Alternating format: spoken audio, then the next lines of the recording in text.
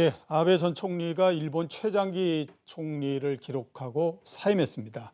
후임으로는 스가 관방장관이 상당히 지금 유력해 보이는데요. 일본의 신임 총리가 들어설 경우 한일 관계가 어떻게 될지 알아보는 시간을 갖도록 하겠습니다. 하정문 한신대 일본학과 교수 전화로 연결되어 있습니다. 예, 교수님 나오셨나요? 네, 나왔습니다. 예, 안녕하십니까? 네, 안녕하세요. 예, 지금 일본의 차기 총리로 3명이 지금 나와 있는 상태인데요.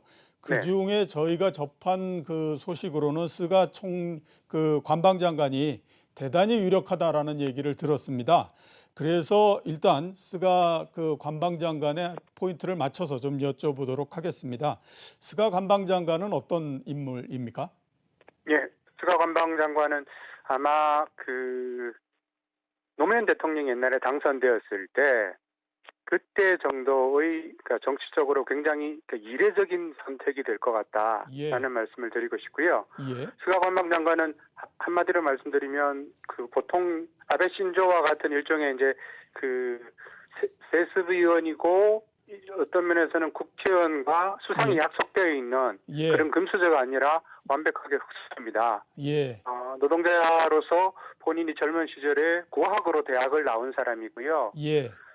그런 면에서 스가 관방장관은 지금 현재 일본의 중의원, 참의원 정치가들 중에서 누구보다도 어쩌면은 친서민적인 형태를 띠고 있는 과거 일본 정치에서도 평민재상이라는 표현이 있었는데 아마 스가 관방장관이 거기에 가장 가까운 사람이 될 것 같습니다. 예, 그러면 전체적으로 봤을 때의 정책 성향도 아베 전 총리하고는 상당히 좀 다를 거라고 생각이 되거든요.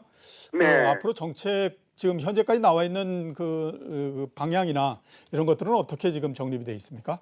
예, 지금 말씀해 주신 대로 출신은 다릅니다만 문제는 예. 스가 관방장관이 그냥 국회의원이 아니라 지금 이제 유력한 총리 후보로까지 성장하게 된 것은 아베 수상 이전에 이제 아베 국회의원과의 연합이 가장 컸었고요. 그게 예. 이제 2000년대 초반에 납치 문제를 가지고 예. 아베 국회의원이 굉장히 강력한 논조를 폈었습니다. 그러니까 예. 북한에 대해서 강경책으로 나가야 된다 이런 얘기를 했을 때 스가 관방장관이 그때 동조를 하면서 그때 파트너십이 만들어졌다고 알려져 있습니다. 예. 그렇게 보자면 지난 2기 아베 정권 7년 8개월 내내 관방장관을 했듯이 아베 수상은 사실 어떤 면에서는 스가 관방장관은 아베 수상의 아바타적인 성향이다. 예. 그렇게 보자면 정책적으로 크게 달라질 모습은 관찰하기 어려울 것 같아요. 예.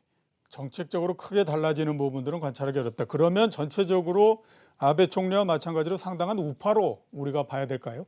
그렇습니다. 아베 수상은 일종의 이제 그런 얘기들을 본인이 가장 기대주로서 책임을 지고 개헌까지도 성사해낼 수 있는 그렇게 선택을 받은 사람이었다면 예. 스가 관방장관은 그런 것들을 보좌하면서 본인의 발언 속에서도 한국에 대해서 특히 위안부 합의 문제를 한국 쪽에서 사실상 파기했을 때 그런 데에서도 국제법을 준수하라는 얘기를 하면서 아베 수상의 역사인식을 그대로 이어받고 있다. 그렇게 볼 수 있습니다. 예, 알겠습니다. 자, 그리고 또한 인물을 제가 좀 여쭤보도록 하겠습니다. 구로다 일본은행 총재에 대해서 여쭤보도록 하겠는데요. 네. 구로다 총재가 이전에 아베 수상과 함께 아베 네. 총리와 함께 정책적 파트너가 돼서 일본 경제에서 특히 아베노믹스를 상당히 끌고 오는 역할을 했지 않았습니까? 그렇습니다. 네, 그래서 구로다 총재는 과연 거치가 어떻게 될 건가 하는 게 상당히 궁금할 수밖에 없거든요. 구로다 총재는 어떻게 될 것 같습니까? 예, 구로다 총재는 제가 볼 때는 임기를 분명히 채우고 나갈 것 같아요. 예. 그 말씀은 조금 전에 얘기 드린 거의 연장선인데요.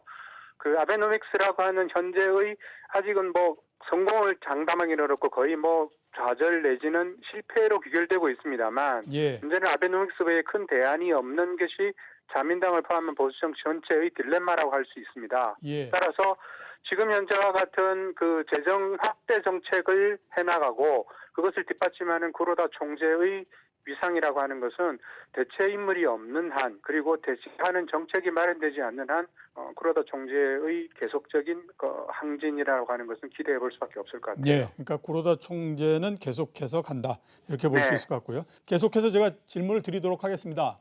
네. 예, 나온 얘기를 들어보면 스가 관방 장관도 아베노믹스를 거의 계승을 할 거다라는 얘기를 합니다. 그래서 네. 아베노믹스 2.0을 만들 거다라는 얘기를 하고 있거든요. 네. 어떻게 보고 계십니까? 그 부분은 아마 본인이 이제 현재 후보고요. 예, 그 정책이라고 하는 것들을 아무래도 본인 나름의 선명성을 내세워야 되기 때문에 그런 면에서 저는 일종의 이제 립 서비스 정도라고 생각이 됩니다. 예, 립 서비스. 현재 아베노믹스 같은 경우에도 원래는 세 개의 화살이라고 그랬었는데 첫 번째 화살 재정 확대밖에는 그다지 뚜렷한 성과가 없고요. 그다음에 예. 나타난 것도 고용의 확대라든지 그다음에 뭐 주가가 조금 올라갔다. 이거 외에는 특별한 그 성과라는 것을 관찰할 수 없습니다. 예. 그렇다고 한다면 아베노믹스 자체의 지금 현재를 유지하는 것도 굉장히 힘이 들 텐데 예, 2.0이라고 하는 버전을 만들어내기에는 스가 관방장관의 정치적 위상이라는 것들을 고려해 볼 때는 기대하기 어려울 것 같아요. 예. 그러니까 현재의 아베노믹스의 정책을 그대로 유지할 가능성이 높다. 이렇게 이제 봐야 예, 되겠네요. 그렇습니다. 예, 알겠습니다. 그리고 또 하나 좀 여쭤볼 부분들이 이제 한일 관계입니다. 작년도에 아시는 것처럼 한일 관계는 아베노믹스 그 아베 총리가 있을 때 대단히 안 좋은 형태였었거든요. 근데 이제 그렇습니다. 그 앞으로 새로운 그 총리가 들어설 경우에 좀 개선이 될 가능성이 있는 게 아닌가라고는 기대를 하게 되는데요. 이 부분들에 대해서는 어떻게 보고 계십니까? 제가 볼 때도 근본적인 기대는 어렵다라는 것이 여러 다른 분들 전문가들 말씀도 그런 것 같은데요. 예, 저도 그 부분에는 기본적으로 동감을 합니다. 근데 문제는 뭐냐면 지금 현재 그 강제동원 문제 그 한국의 대법원 재판 판결에 의해서 일본의 기업의 자산의 현금화 이게 이제 가장 커다란 쟁점입니다만 예, 이 문제 자체에 대한 근본적인 해결은 불가능하다고 하더라도 그 밑에서 지금 현재의 상황을 관리하는 노력들은 양국 정부의 조금 더 성의 있고 적극적인 대응이 필요하다고 생각이 되는데요. 예, 그 부분에서 스가 관방장관 같은 경우에는 본인 나름대로 입지를 강화하기 위해서라도 한국에 대해서 조금 더 전향적이거나 조금 더 우호적이거나 하는 액션을 취할 가능성은 있다고 판단이 됩니다. 예. 조금 더 우호적이면서 전향적인 태도를 취할 가능성은 있다. 이렇게 이제 말씀을 네. 해주셨고요.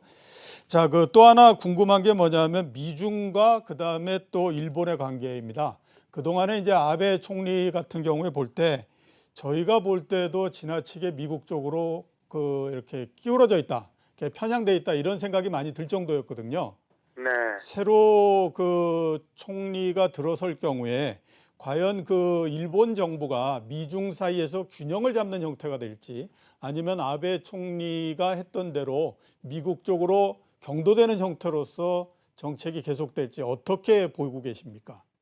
이게 스가 관방장관이라면은 지금 이제 스가 관방장관은 내년 9월 10월에 있을 중의원 새로 이제 총선을 해야 되거든요. 예, 그때까지 중간 관리 내각이라는 표현이 굉장히 강하게 관측되고 있습니다. 그렇게 보자면 지금 내년 1년 동안까지의 시간에서 대미 관계의 커다란 변화 아니면은 중국 문제에 대한 새로운 접근법 이런 것들을 구상하기에는 대단히 힘들 것 같고요. 예, 아까 말씀 기본적인 기조에서 아베 정권의 기본적인 계승이라고 하는 것을 충실하게 하고 있다. 예, 이런 이미지로서 대외관계에서도 자신의 이미지를 갖고 가지 않을까 그렇게 보여집니다. 예. 기본적으로 계속 계승을 하고 있다라고 말씀을 하셨는데요. 그러면 일본 헌법 개정에 대해서는 어떻게 되는 겁니까? 헌법 개정은 굉장히 지금 아베 수상이 전성기 때 예, 중의원과 참의원의 3분의 2 의석을 갖고 있는 그야말로 일종의 이제 새로운 전권을 거머쥔 거나 마찬가지였는데 그때도 불가능했었거든요. 예, 그런 면에서 리더십이 있던 아베 수상 시절에도 불가능했는데 지금 중간관리 내각 정도의 스가 관방장관이 새로운 총리가 되더라도 예. 헌법과 개헌에 대해서 새로운 국면 이런 것들은 예측하기 어려울 것 같아요. 예, 알겠습니다. 자, 마지막 질문을 좀 드리도록 하겠습니다. 그 포스트 아베 시대를 맞아서 한국 정부와 한국 경제가 어떤 전략을 짜야 될 것 같습니까? 저는 지금 한국 정부가 얘기하고 있는 역사바 경제의 투트랙이라는 것들을 이제 말로는 얘기하고 있는데 이걸 구체적으로 어떻게 실천할지 가장 중요한 것 같아요. 예, 그러니까 작년에 수출 규제 일본에서도 했던 것이 지금까지 한일 관계의 가장 기본적인 것들은 아무래도 역사 경제의 투트랙이었거든요. 근데 이게 예. 무너진 게 작년의 수출 규제라고 한다면 한국 정부가 일본에 계속적으로 새로운 스가 정권에 대해서도 요구해야 될 부분은 역사 경제의 투트랙을 어떻게 안정 기조로 가져갈 것인가 예. 이 부분을 굉장히 다양한 경로에서 설득력 있게 전달해 나가는 그런 노력이 필요할 것 같습니다. 예, 알겠습니다. 교수님 이 연결해 주셔서 대단히 감사합니다. 다음에는 고맙습니다. 스튜디오에서 뵙도록 하겠습니다. 네, 알겠습니다. 예, 지금까지 하종문 한신대 일본어과 교수였습니다.